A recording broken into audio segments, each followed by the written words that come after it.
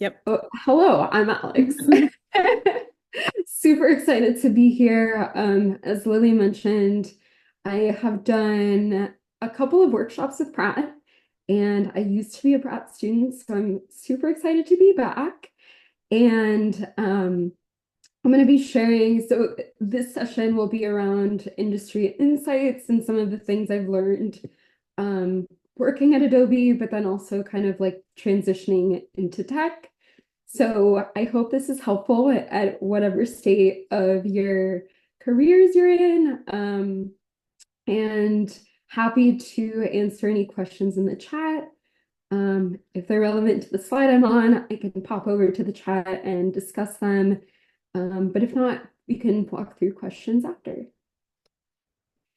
So I'm gonna start off a little bit just talking about me, like my interests as a designer, sort of like the journey I took from graphic design into product design, and then what it's like working at Adobe, what I wish I knew when I was in your shoes, and then some key insights and takeaways at the end.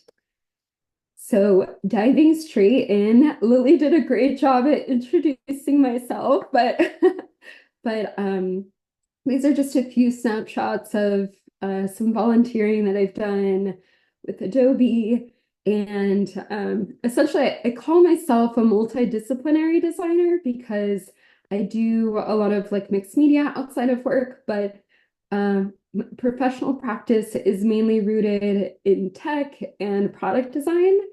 But I went to Pratt for a couple of years. I got an MFA in communication design, so slightly different program from you all. I was in the Brooklyn campus, and it was actually during COVID, which was a very interesting time for us all. But um, the first year was mainly virtual, second year was in person, and have some great kind of takeaways to share about that experience. But I love being back. And my current practice is largely influenced by my passion for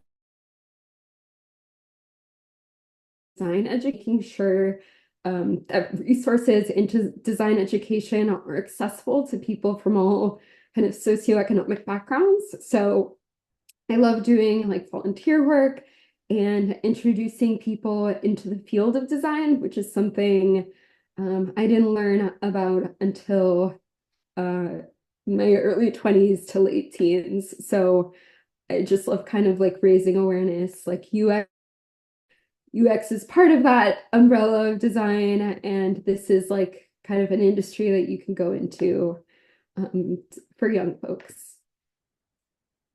So a little bit about my design journey. I started off as a graphic designer, so I kind of had like a fairly linear journey as far as like graphic design to product design.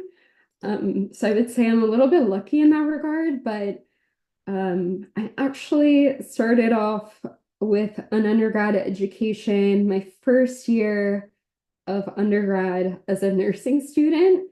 And I thought like, so I had applied to undergrad, was really interested in sort of like helping people. I had done volunteer work in hospitals, and this was all I really knew until someone tapped me on the shoulder and was like, "Hey, I know you like sketching. Like, I'm in the graphic design program at Drexel, which is where I went to for undergrad."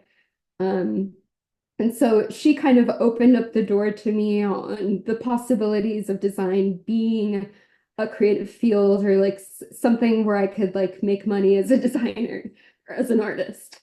So I ended up switching kind of like career paths early on, first here at Drexel, and then pursuing graphic design as a student, and then professionally at a graphic design studio in Philly, which is where I went to school for undergrad.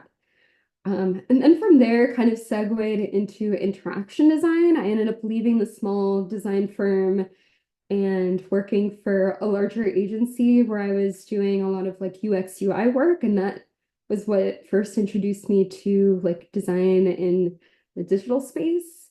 And the work I was doing at the time was for a travel insurance agency. Wasn't the coolest or sleekest kind of job title, but I really enjoyed the process of collaborating with like UX writers and having some like problem solving strategy approach to design. So this was something I wanted to kind of like continue growing. And that was when I made the decision to go to prep for grad school and continue kind of working through the muscle of digital design and UX UI. And what was really great about the communication design program was that we did a lot of that, but then we also did like experiential design, designing physical experiences and working through like the research part of things. So it got way deeper than I anticipated, which was kind of a nice surprise being a student there. But later on, I transitioned into experience design, which is my official title on Adobe. But what I do is essentially like product design. And I work within Photoshop. So I'm mainly working on like a new feature onboarding and what that experience looks like from someone who is uh, for instance, going into Photoshop for the first time and learning about like what features exist and sort of what is available to them like on first run. So that's been kind of a nice experience. And I've also kind of had a taste at Photoshop Mobile, which was just released at the end of February. Really exciting launch announcement happened recently. And so my team has been focused on Photoshop on the phone, in addition to desktop, which has been a nice new space for us. But diving into a little bit about what brings me joy as a designer and as a human being in general, I really enjoy making things. I think this is something we should continue to do outside of our professional practice. And I'm really interested in like paper and tangible objects and like the mixed media approach. And I feel like this is kind of a nice space for me to explore and experiment and flex that creative muscle outside of like some of the projects where like I wouldn't normally do things like this. So it's been kind of fun having that like creative outlet, and I definitely recommend having one on the side. Um, and then as a part of this, I really enjoy exploring new mediums and trying new approaches to things. So I've been really interested in like animation and GIF making. I've done that a little bit in Photoshop as well as like After Effects, and have picked up a lot of like new tools in the process, which has been pretty awesome. And then as like a part of that, I've been taking some resin jewelry design classes, which has like kind of like a different approach to collaging. I'm like preserving my collages in resin and then creating jewelry out of them. And this again is such a nice creative outlet outside of the kind of 9 to 5 window. So I've been really enjoying this. And then also it like kind of celebrates that side of me who like used to do graphic design and work at a graphic design studio. So it's kind of nice to like continue the path of design in this like different light. Um, Thirdly, I really enjoy mentorship and collaboration. I think I may have talked about this at the beginning, but I love like one of the things that Pratt introduced me to was connection to people outside of campus. And I feel like that is so important to continue doing even in your professional practice, is like branching out to other companies or other groups of people to get a view into their daily lives and how they approach different problems.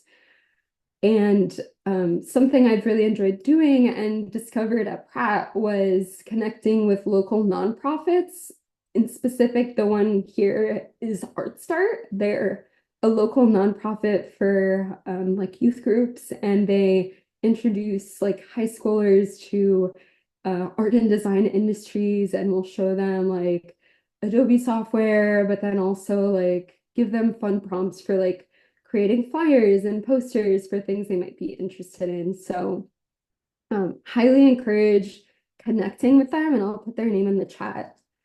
If you're interested in like sharing knowledge and awareness of design. And they have a really beautiful kind of studio space in Chelsea, I believe, Chelsea. And then I'm going to talk a little bit about what it's like working at Adobe. I've been working at Adobe for 2.5, almost 3 years, which is insane to believe. So I was a student at Pratt 3 years ago at this point. Um, and I've been working, so part of the transition of like beginning a job at Adobe is like it's such a big company and there's so many new things to learn. And one of the first things I learned was that there are three clouds. And one of them is called Creative Cloud. That was the only one I kind of like knew. And then there's a Document Cloud, which incorporates like PDF, which is probably something you're familiar with. And then Experience Cloud, which is more like our marketing platform. But there's 650 employees within the entire Adobe Design kind of like community or team. And then within this exists 14 design teams who work across 27 different office locations. So these are a lot of teams, a lot of design folks. And part of the challenge of working in a product in Creative Cloud is like collaborating with different teams and getting kind of the scoop on different design approaches to similar problems. So that's actually something I'm currently working with, which is cool. But I work primarily within Creative Cloud, and so we have like Photoshop specifically has a strong like relationship with Illustrator and InDesign. We also do some collaboration with Premiere, which is really awesome. And these are kind of all of the Creative Cloud products that exist. There's over 20, which is pretty insane to believe. And then something that isn't on this list yet is Photoshop on the phone, which just came out. And as UX designers within the Photoshop space, but then also like within Creative Cloud, we work on our design system is called Spectrum. We use this to kind of like componentize things and like create a brand style guide of sorts that we can pick from. So like we have certain things like tooltips or type sizing and font pairings that we'll take from the library and adapt to suit the product or the context that we're designing for. So this is kind of like our North Star or our like overall like brand guideline. And we also have a website where all of these this style guide exists. So you're actually able to kind of like take a peek into how our icons were designed, and like we have a font called Adobe Clean and why we use it for certain spaces. But this specifically is the Photoshop team. You can see my head poking in the back, but this was at an in-person community event that we had in Williamsburg a couple of years back. And these are all the New York-based like product managers and designers that I work with. And we're also working a lot with folks who are in San Francisco. That's like where my manager is and where the bulk of my team is. So we sometimes have to like find some slots for meetings that work for both like West Coast and East Coast, but I would say there's a fair amount of people on the Photoshop team who work East Coast and who go into the office in Union Square. So it's been pretty awesome collaborating in person and doing like in-person whiteboarding versus like Miro brainstorming. And then within Photoshop, we have three products. Photoshop Mobile isn't featured here, but we have that. We have Photoshop on the web, and then we have Photoshop Desktop. And then within the Photoshop ecosystem, we have people who work across products, across UX design, which is what I do, and then content designers that we work with who produce like the visuals and graphics that go on our like internal marketing or external marketing. And then we have the engineering team that we work with across, they're typically in the US and India. And then we have some UX, we're really lucky to have UX researchers that we work with and partner with to understand kind of like user insights into different experiences that we're designing. And then in addition, we have UX writers who help us kind of like formulate different like terminology and groupings. And this is especially helpful for our like tool glossary and what we name things. Because we may design a tool and have like an internal name for the tool, but then we need like a user-friendly name for the tool. And so we'll do some like UX writing workshops with our content writers. And the Photoshop team, the design team, UX design team is broken up into three main parts. We have the Photoshop core team, which are responsible for all of like the tools and features that you see. We have the Photoshop growth team, which they work on like helping re-engage customers. If we notice like someone hasn't used a tool, we can like kind of monitor when someone has used a tool or not, a new feature, and then send them like messaging, letting them know that something is new and that they should try it, and like give them kind of like a pointer on where they might be able to like locate it in the app.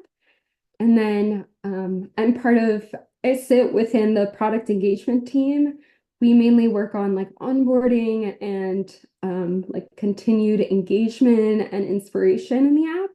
So we'll produce like, we have some like video instructors who produce like video that goes within the app to introduce people to new features or to help them in like certain workflows. And so these are kind of like some examples at the bottom on like what kind of like components we work on, but sometimes like when we're introducing a new feature or like you've recently updated your app, we'll show you like some of the release notes. And like this may exist on like an initial screen that you see on your home screen. We also do like guided tours. So like if you're like, show me how to do this, we'll have like a series of steps guiding you from like beginning to end how to do something, and point you to certain elements like either like in the toolbar or like in the layers panel. And then we also touch something called the Discover panel, which you can access within Photoshop. It's sort of like this panel that'll kind of pop up on the right side of your workspace. And it houses like a bunch of like learn content, like videos. You'll see like short form videos, kind of TikTok style. But then you'll also see like longer form videos for like more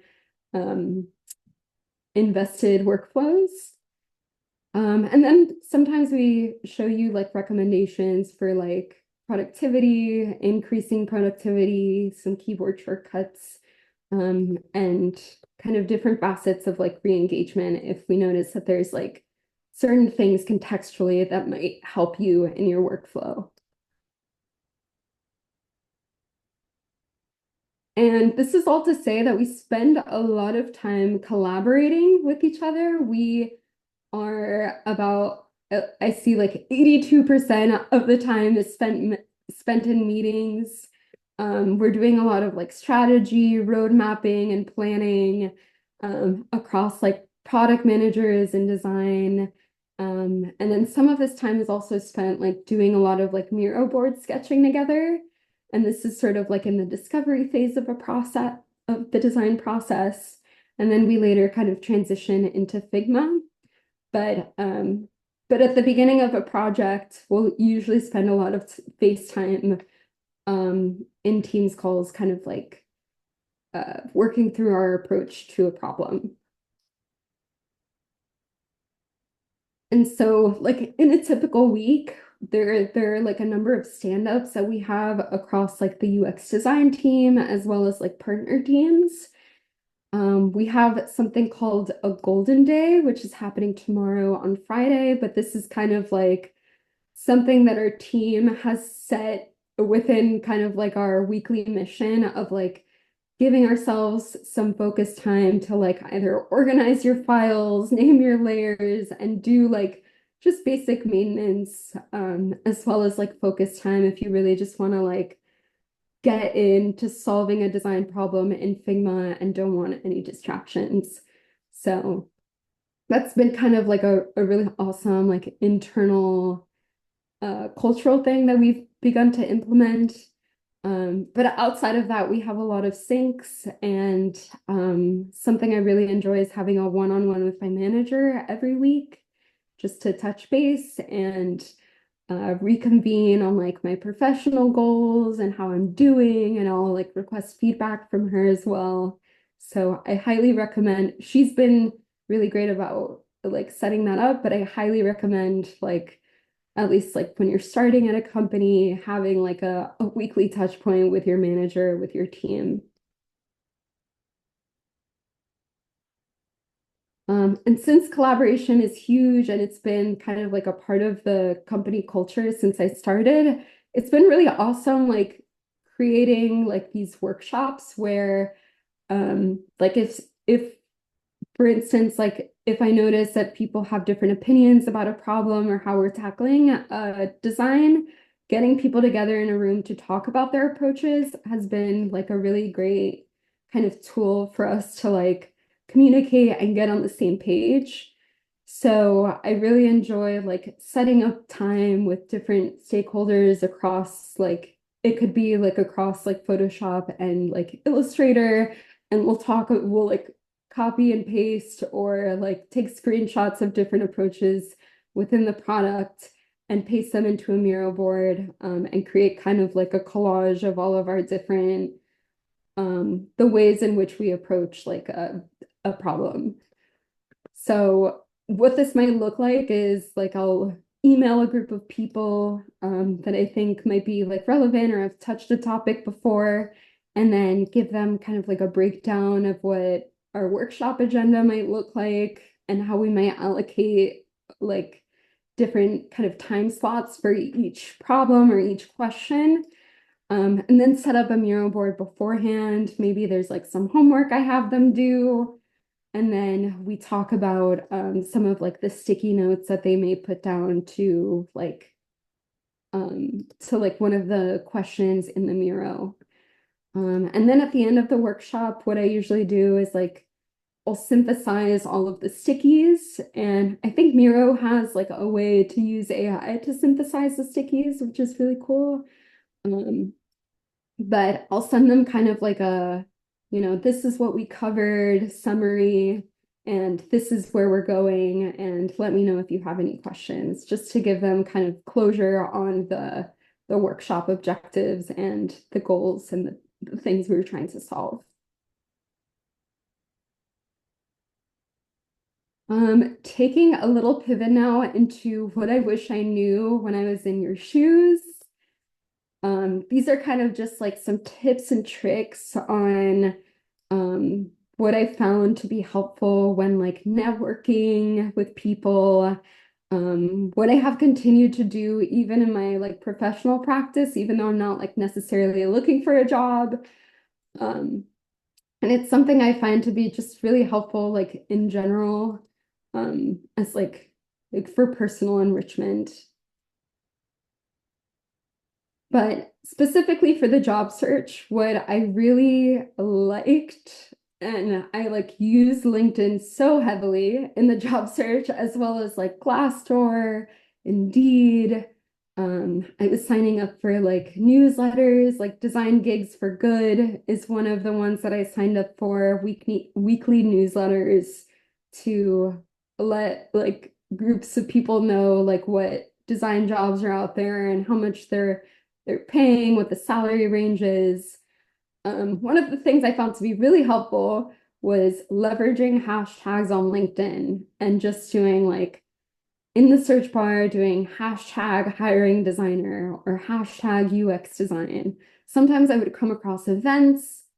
Some of these would be like conferences or networking events, which like at the time I didn't have time to go to.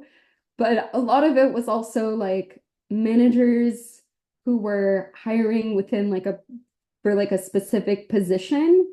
And so what this really helped me do was like pinpoint a manager or pinpoint someone within the team who was looking to hire within that team and getting a direct line of contact. Because sometimes applying on LinkedIn can feel like a black hole. When you don't hear back from people, you get really discouraged. But this was like one of the things I learned like months into the job search that was really beneficial. And I was getting direct responses from managers and able to secure more interviews through this process. So I highly recommend leveraging their hashtags and getting in touch with someone directly. Another thing I didn't learn until later was cold messages are the norm. Everyone, like, I used to be really reserved about messaging to people on LinkedIn. I thought it was cringy. I was like, kind of in a, I was like just feeling a little weird about reaching out to someone directly. But what I've come to realize, especially now being on like the receiving end, is that this is so normal. Like this is what we have LinkedIn profiles for. We're meant to, share our concerns with people about like the job search and be very like open and vulnerable about like what we're looking for in the job search process. So this was literally what you see on the screen is one of the things I sent to someone at Amazon when I was looking for a UX design job. But essentially just like introduced myself, said I was interested in a position, that I have recently graduated from Pratt. And looking back at this message, it's a little bit long-winded, but if you can give someone like a concise, like one paragraph of like, this is who I am, this is what I'm looking for. Your experience in X, Y, and Z is super interesting. Can we meet for a coffee chat? I'd love to ask you questions. I'm sure like they would be, if they have availability, they would be open to meeting. And if anything, it's very flattering to hear from people who are interested in what you have to say, like being here today. And then another thing I learned, like this was specifically during the interview process, is that it's so important as a person, but then also as like a UX designer to be um, like confident in how you portray your story. Everyone has like a story or a journey that they took to get into the UX design field. And it's actually pretty interesting to hear kind of like the jumps or the moments in which like the light bulb went off in your brain and you heard about UX design as a career. And even like with my coworkers today, we'll talk about how we for the first time, like learned what design was or learn about UX as an industry. And a lot of my coworkers didn't learn about it until they like reached their early 30s. So it's something that I think is like relatively new to the job industry market, but then also like something that is just kind of easy to discuss in an interview and get some like kind of like similar stories from your interviewers. Um, And so this might entail like having a slideshow portfolio presentation or showcasing what's on your website and making sure that like when you're clicking through different pages of your website that this story is like blending in seamlessly, and that like when you're transitioning from like your homepage to maybe like your first project that you're presenting, that there's like some connector there so that it doesn't feel so abrupt. Um, and something that I found to be really helpful was adjusting my presentation depending on the employer I was speaking to. So like if I was speaking to like Adobe, I would showcase like how I use like Adobe products in my graphic design career and like what I've done like within the Adobe suite, and would show them like different projects that related to the job description that I was applying to. Um, and then like that might look very differently for another company who might be looking for a certain set of skills. So you may have like a general story to tell, but then like make sure that like when you do tell your story, you're keeping your audience in mind and that you're tweaking it ever so slightly to like accommodate the audience and like the new context you're in. During the process, I also relied heavily on ADP List.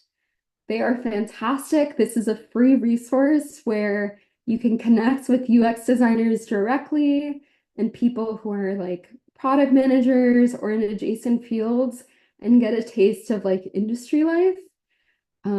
So I highly like, oh, I don't know what just happened to my camera, but I highly recommend creating a profile on ADP List. It's completely free. I don't think there's anything you have to pay for, unless like there's like extra bells and whistles you're interested in for like, I actually don't know what the subscription model is, but I know that it was free at the time. And it's really awesome. Like I connected with someone from Adobe before working there, connected with someone at Amazon before sending that cold message. So it's really great to go, kind of like get a sense of like different titles, but then also like get feedback from these mentors on your story. So there's kind of like a direct correlation between like mentorship and storytelling, and I think this is a really awesome resource if you're looking for feedback on like the interview process or your resume or portfolio. You can usually share like before you meet with a mentor what you're interested in gaining from the meeting. So I really, really enjoyed this. I think I did like 4 sessions before I ended up like getting a job and feeling okay to like move on without a mentor. But I really appreciated this as like a gut check before going into an interview and having someone give me like a thumbs up that I was like good to go. And then just a really good reminder to yourself is that you never stop learning. Like, even though you maybe graduate in 1 year or graduating in 1 year or 2 years, it's really important to like just always be a sponge, always be a student. Things are changing all of the time within the industry that we're in. And like, especially now with the huge kind of like golden age of the AI that we're in, there's so many tools that you can pick up and learn. And like what I've really been enjoying is that they're very easy to use. It's really just like prompting. So there's no like heavy learning gap, but there's also like in being a student, there's also kind of like something awesome about just like being an audience member and going to an event, kind of like listening in on someone's experience. Something I've really enjoyed going to is Nicer Tuesdays. They have a really awesome like event series. I think it happens like once a month or like once every couple of months, but SVA hosts them, and they're like in general, they're a really awesome like design collective or design community. and they invite really awesome like local NYC designers to present like some of their latest projects. And so it's been really nice kind of like sitting in. I think tickets are like $15 and it's definitely worth it. Probably a couple hours of like lectures. I've also been going on Eventbrite. Eventbrite just has like a ton of like, it has a bunch of events across New York City, but then there's also like a ton of like creative events if you're interested in like picking up a new skill. I know there's like a ton of like collaging workshops and rug tufting. So that stuff is like kind of fun to just like have as a creative outlet and keep the creative juices flowing. But going to design conferences and lectures are like kind of where you'll gather the most like industry knowledge. Um, and then on that note, there's something called Adobe Max, which it's happening today actually in London, but it also happens in Los Angeles. Adobe Max is hosted by Adobe, and it's like a 3-day conference where you can sit in workshops and like pick up new skills, like whether it's like animation or graphic design. There's also, it's like completely free if you want to tune in virtually. And I've been doing a lot of the virtual stuff. So, so it's pretty awesome to have that as like a free kind of freebie instructional resource. And then on the same note of being a student, I really enjoy these podcasts. This is like from Spotify, but like the future of UX and where the industry is headed from her name is Patricia Rainers. And I could post everything in the chat. Everything that's like events related, reading related. This is going to be a very long list of resources. But I really enjoy these 3 podcasts. There's also like a ton more that are related to like AI and tech, like what's new in tech. So those are kind of nice to listen in on, especially since they're like conversational and you feel like you're in a group of designers or people who are like super knowledgeable about like a specific topic. And then some books. I've been trying to read a little more and spend less time on Netflix. So some of the books I've picked up that are UX related are Mismatch, which is about kind of like inclusivity, inclusive design, and accessibility. This book called Hook by Nir Eyal, a Book of Beautiful Questions, and The Innovator's DNA. And this was part of a kind of like 2025 list of recommended books by IDEO, which I put under the reading category in the chat.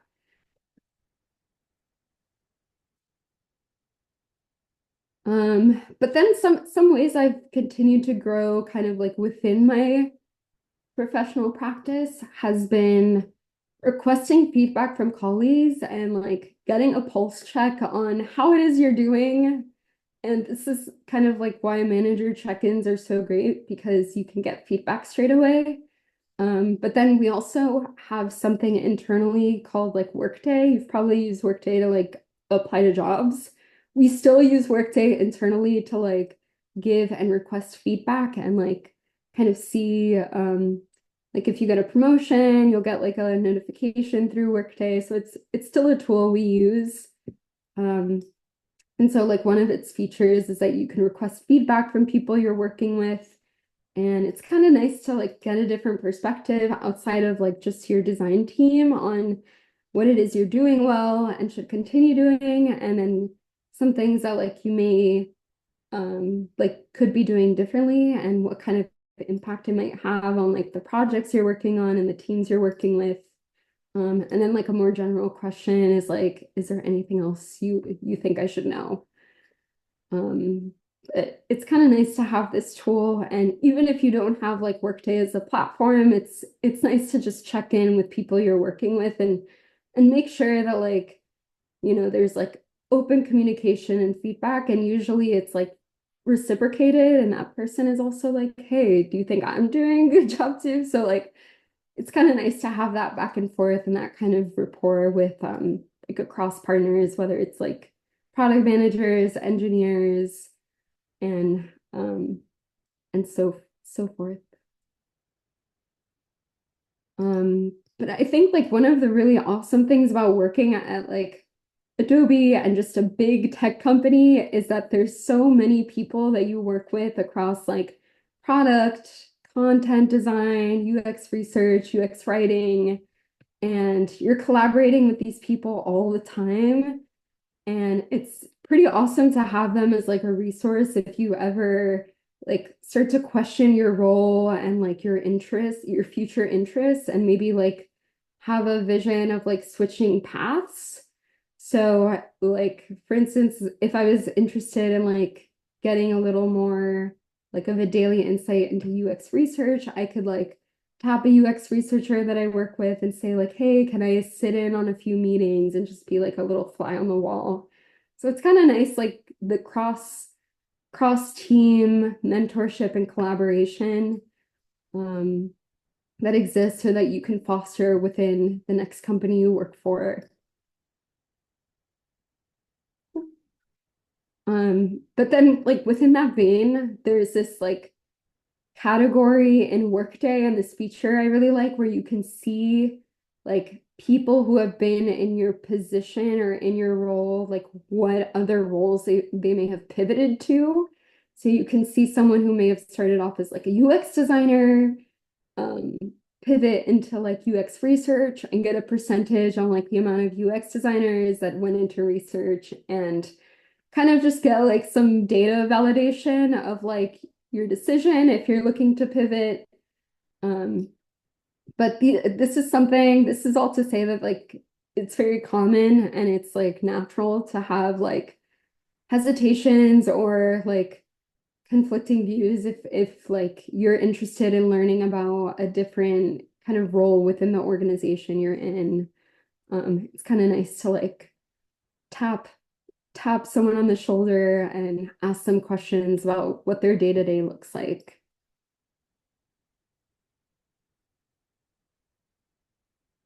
But yeah, so I'll dive into some takeaways. These are kind of like the more general ones and the things that like I wish I heard or I wanted to hear as like a first and second year grad student. The first one being be kind to yourself. There's a lot you're juggling with. In addition to being a student, you're looking for a job or trying to secure an internship for the summer. Um, Especially around the time of April, it's just kind of like a stressful time in general.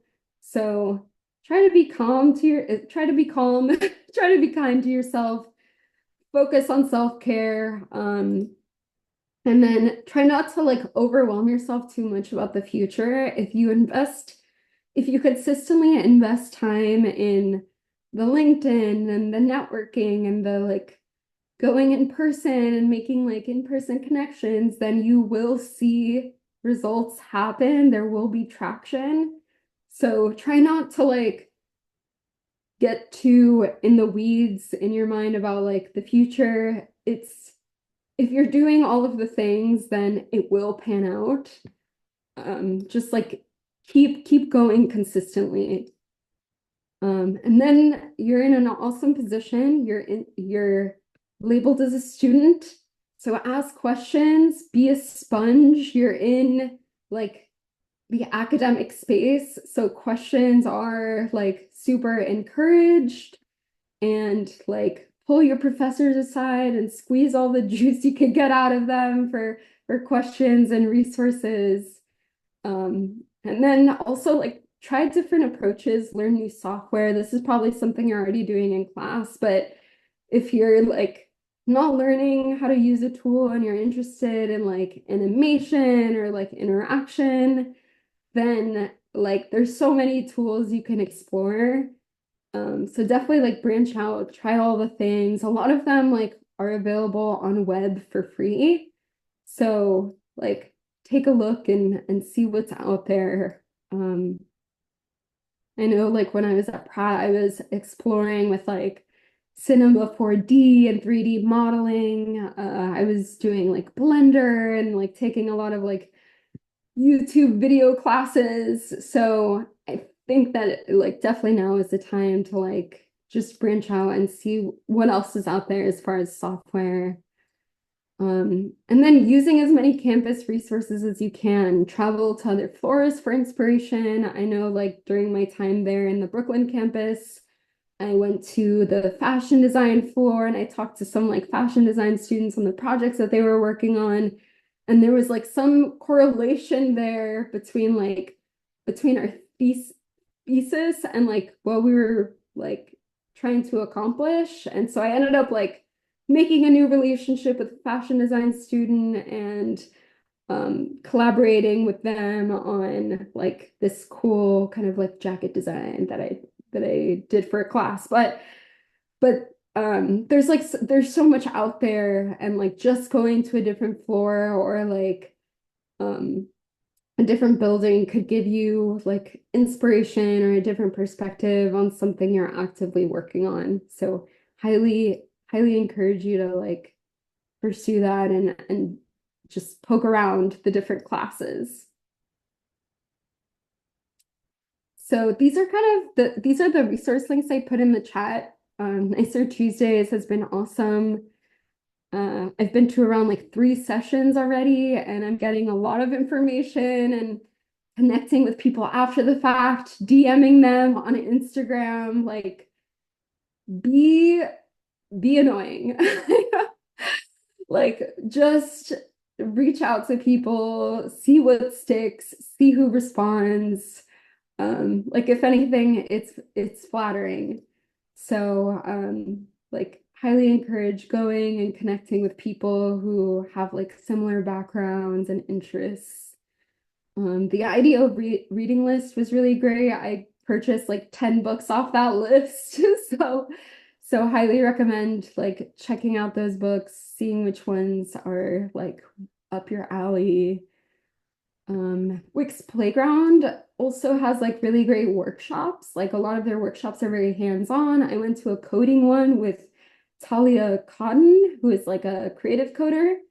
So highly recommend going. I think it was free. I'm pretty sure it was free, but Wix Playground is really great for like connecting with other people. Like there was this group project that we worked on while we were in the workshop together, and it was just really cool, kind of like connecting with like graphic designers who work in Brooklyn and have like really cool jobs and like tackling and like a completely different like a coding project that I wouldn't normally take on at work. So it's yeah, highly recommend Wix Playground. Adobe also dropped this creative apprenticeship program.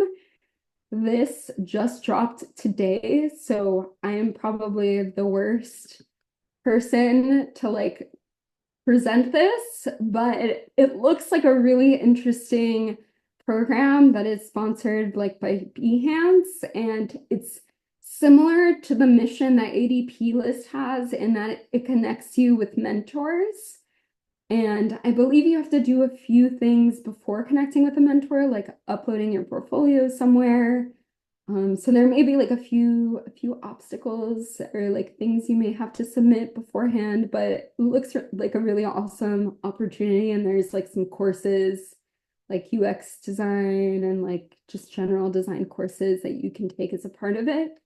So definitely worth learning more. Sorry that I'm not able to give more information.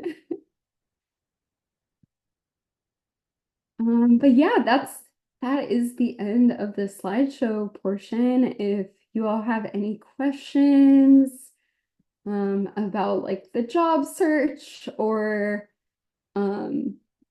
yeah, just like specifics, if there's like something specific you're dealing with and want to like talk about with the group. I just want to say before we start, that was great. That was super helpful. So many amazing resources. I know we're a little bit over time. It's 7:27. It's totally okay. But if you're okay to stay, we can stay for a Q&A if anybody has any questions. I'm in no rush to end the meeting. I think that was super helpful information. And I want people to have the opportunity to ask stuff if they would like to. So if you guys would like to type it in the chat, I can read it out loud for you. You can use the Q&A. You can just unmute whatever you want if you have any questions.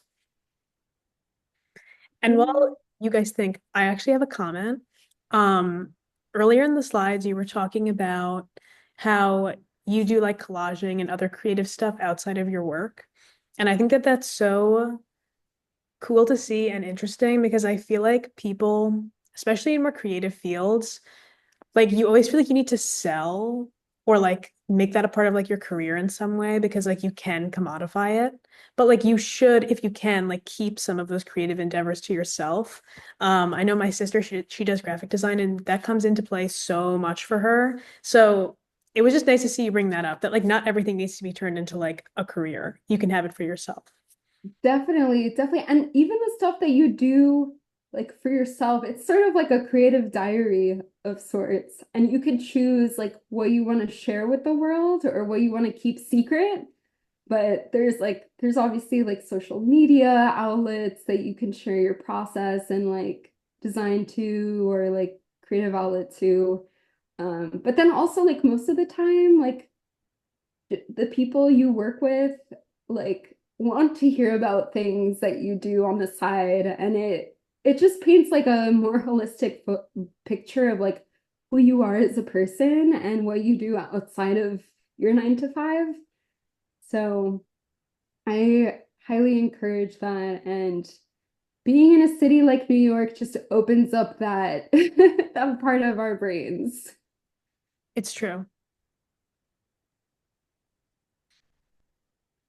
Yeah, but if any questions come up like later as well, like feel free to connect with me on LinkedIn and message me directly and we can talk through like one-on-one if you have any like I don't know questions that like you feel more comfortable sharing privately.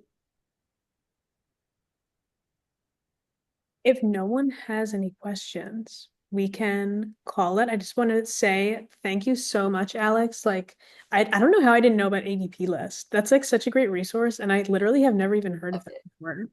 Like, I'm gonna be in there. I'm gonna go on that.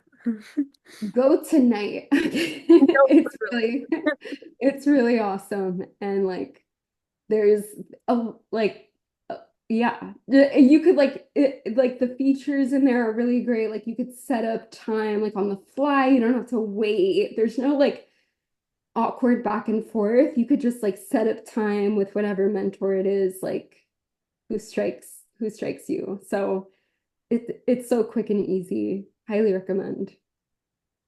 amazing.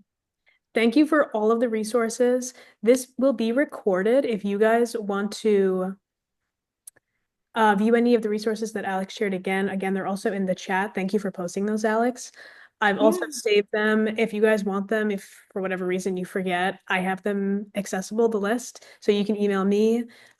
Just an announcement, we also have another industry insights that'll be very similar to this next week with a designer from Dow Jones. So you guys can look out for that email coming up. That will also be very useful to everyone.